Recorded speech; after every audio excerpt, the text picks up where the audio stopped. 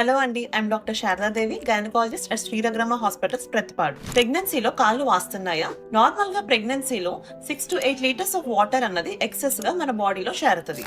అయితే ఈ extra water అన్నది యూజువల్లీ కాళ్ళల్లో అక్యుములేట్ అవుతుంది. ఇంట్లో మనం ఏం చేస్తే ఈ కాళ్ళు వాపులు అన్నవి తగ్గుతాయి?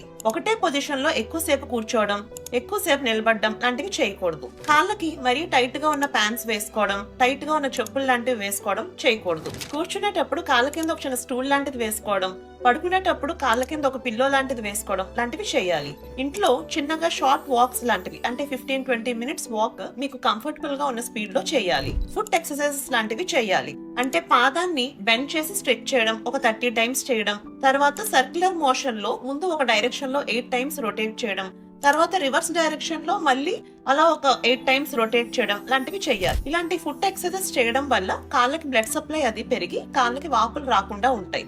పిక్కల దగ్గర నొప్పులు కూడా రాకుండా ఉంటాయి. Thank you.